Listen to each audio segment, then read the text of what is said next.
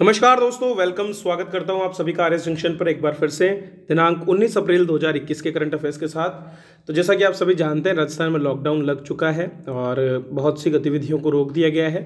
तो ऐसे में आप सुरक्षित रहें, अपना ख्याल रखें और अपनी इम्यून सिस्टम को बढ़ाए रखते हुए घर पर ही अपनी पढ़ाई को आगे बढ़ाते रहें। चलिए तो आगे बढ़ते हैं। उससे पहले गुलदस्ता मार्च 2021 का अंक जो है प्रकाशित हो चुका है और गूगल प्ले स्टोर पर हमारी जो ऐप है आरएस जंक्शन, वहाँ पर अवेलेबल है। वहाँ से आप इसको प्राप्त कर सकते हैं।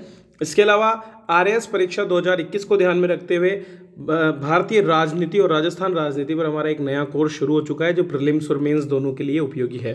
तो आरएस जंक्शन ऐप पर यह कोर्स अवेलेबल है, जिसमें रेगुलर क्लासेस आपको मिलती रहेंगी। तो उसके लिए आप अभी से जो है ज्वाइन करके और तैयारी को शुरू कर सकते हैं। चलिए तो शुरुआत करते हैं आज के पहले प्रश्न के साथ। दोस्तों, हाल ही में एक भारतीय दल द्वारा अंटार्कटिका के लिए अपना 40वां मिशन जो है उसे पूरा किया गया। तो कुल 40 सक्सेसफुल मिशंस अब हो चुके हैं। 90 के दशक में अर्थात 1982-83 में भारत ने पहली बार अंटार्कटिका के लिए अपने मिशन भेजे थे और उसके बाद अंटार्कटिका में अपने केंद्रों की स्थापना भी की थी। वहाँ पर वर्तमान में हमारे भारती और मैत्री नामक स्थायी अनुसंधान बेस स्टेशन है, जिसके अलावा हिमाद्री नाम से एक अन्य स्टेशन भी बनाया गया है। इनमें से जो भारती स्टेशन है ये वर्ष 2011 में निर्मित किया गया है। अगर कभी भी अंटार्कटिका कोई दल भेजना होता है तो केवल नवंबर और मार्च के बीच, जब उमस भरी गर्मी का मौसम होता है, उसी दौरान उस स्टेशन की यात्रा की जा सकती है। शेष 9 माह के दौरान ये पूरा क्षेत्र बर्फ से ढका रहता है। अंटार्कटिका के रास्ते में जब हमारे ये जो 40वां अभियान गया, तब उन्होंने Indian national centre for ocean services, जो कि हैदराबाद में स्थित है, उसके सहयोग से 35 डिग्री और 50 डिग्री दक्षिण अक्षांशों के बीच 4 स्वायत्त महासागर अवलोकनशील DWS अर्थात directional wave spectra wave drafter तैनात किए, जो कि जो लहरें हैं, जो तरंगे दक्षिणी क्षेत्र में उठती है, दक्षिणी गोलार्ध में उठती है हिंद महासागर से नीचे, उनका अध्ययन करेगा।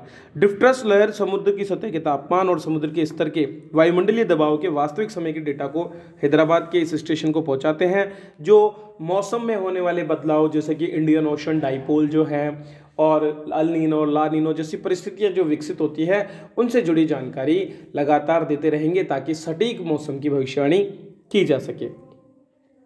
अगला प्रश्न देखते हैं। हाल ही में संपन्न उपचुनाव में राज्य की किस एक विधानसभा सीट पर सर्वाधिक मतदाताओं ने वोटिंग की है? तो राज्य की 3 सीटों के लिए चुनाव हुए, सहाड़ा, राजगढ़, राजसमंद और सुजानगढ़, जबकि वल्लभनगर के लिए चुनाव नहीं हुआ है। इनमें से राजसमंद सीट पर सर्वाधिक वोटिंग प्रतिशत रहा है। कुल प्रतिशत था 60.71% तीनों सीटों पर, जबकि राजसमंद में 67.18% मतदाताओं ने अपने मताधिकार का इस्तेमाल किया है। इस तरह के प्रश्न काफ़ी पूछे गए हैं पहले की परीक्षाओं में भी, तो आपको याद रखना है कि कहाँ कहाँ आपके उपचुनाव हुए, कितना प्रतिशत वोटिंग रहा। कुल 1145 मतदान केंद्र थे और भीलवाड़ा की सहाड़ा विधानसभा में 56.56, जबकि चूरू की सुजानगढ़ में 59.20% वोट डाले गए। मतगणना का आयोजन जो है वो 2 मई को किया जाएगा, जिसके बाद परिणाम सामने आएगा। हाल ही में एक लेखक डॉक्टर नरेंद्र कोहली जो है, वे कोरोना की वजह से उनका देहांत हो गया है और हिंदी साहित्य की महाकाव्यात्मक उपन्यास विधा को प्रारंभ करने का श्रेय उनको दिया जाता है।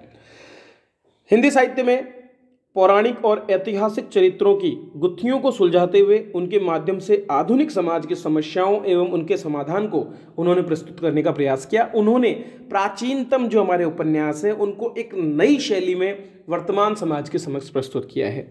कोहली जी सांस्कृतिक राष्ट्रवादी साहित्यकार हैं, जिन्होंने अपनी रचनाओं के माध्यम से भारतीय जीवन शैली और दर्शन का सम्यक परिचय कराया है।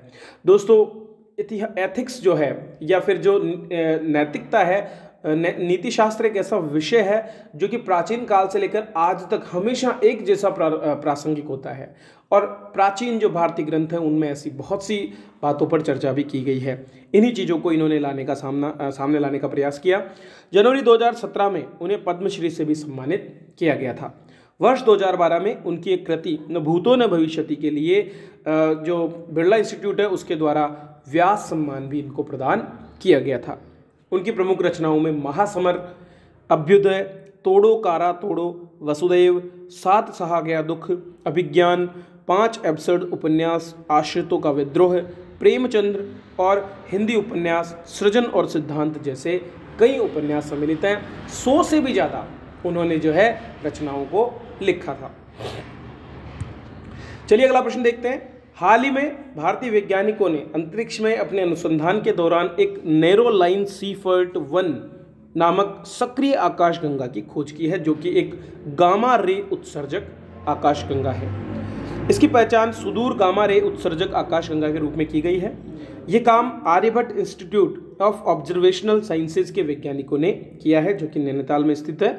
25,000 चमकीले सक्रिय गैलेक्टिक न्यूक्ली का अध्ययन उन्होंने किया।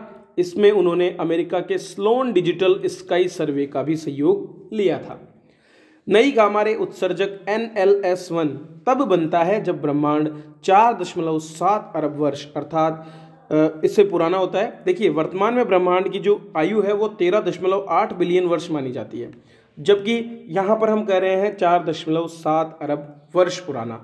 तो इसका जो निर्माण है लगभग 4.5 अरब वर्ष पहले हुआ होगा ऐसी आकाशगंगा का। शोध के लिए वैज्ञानिकों ने विश्व के सबसे बड़े जमीनी टेलीस्कोप अमेरिका के हवाई स्थित जापान के 8.2 m अर्थात 8.2 मीटर के सुबारू टेलीस्कोप का प्रयोग करके किया गया था। तो ये एक विशेष खोज भारतीय वैज्ञानिकों द्वारा हाल ही में की है, एक गामा रे उत्सर्जक आकाशगंगा की पता लगाकर। इसरो अपने गगनयान मिशन के लिए लगातार कार्यरत है और इसी क्रम में हमारे चिकित्सकों को प्रशिक्षित करने के लिए हाल ही में एक देश की एजेंसी से समझौता किया और उसका नाम है फ्रांस। तो फ्रांस की CNES अर्थात national centre for space research जो है उसके साथ भारत ने एक समझौता किया, जिसके अंतर्गत वे भारतीय चिकित्सकों और मिशन कंट्रोल टीम को प्रशिक्षित करेंगे। इसके साथ ही खाद्य पैकेजिंग और पोषण कार्यक्रम के बारे में सूचना भी वे हमें देंगे और चिकित्सा उपकरणों को जो कि भारतीय यात्री उपयोग करेंगे उनसे जुड़ी जानकारी भी हमको वहाँ से मिल पाएगी।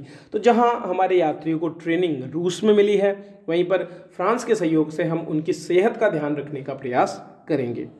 इस तरह CNES द्वारा विकसित फ्रांसीसी उपकरण जिन्हें अंतर्राष्ट्रीय अंतरिक्ष स्टेशन में प्रयोग किया जा रहा है, वे भी हमारे यात्रियों के लिए वहाँ पर उपलब्ध होंगे। फ्रांस और भारत के बीच पहला अंतरिक्ष समझौता वर्ष 1964 में हुआ था और उसके बाद लगातार हम आपस में मिलकर सहयोग द्वारा अंतरिक्ष के क्षेत्र में आगे बढ़ रहे हैं। तो ये हैं दोस्तों आज के करंट अफेयर्स जो चुने जाते हैं बेहतरीन तरीके से आपके काम आने उपयोगी, क्योंकि RS जैसी परीक्षा में आपको बहुत सेलेक्टिव पढ़ना होता है, बहुत ज़्यादा न पढ़ के कम लेकिन सारगर्भित पढ़कर ही आप यहाँ पर सफलता प्राप्त कर सकते हैं। तो इसी तरह से पॉलिटी के हमारे कोर्स में भी मैं आपको सारगर्भित जो है टॉपिक समझाने की कोशिश करूंगा। और पॉलिटी एक ऐसी चीज़ है जो 1/3 योगदान कर सकती है आपकी सफलता में, प्रीलिम्स और मेंस दोनों में। तो आप आज ही हमसे जुड़े RS जंक्शन ऐप पर, हमारी एप्लीकेशन को रिव्यू भी करें और इसके साथ साथ कोर्स को भी रिव्यू करें। वीडियो देखने के लिए आप सभी का बहुत बहुत धन्यवाद।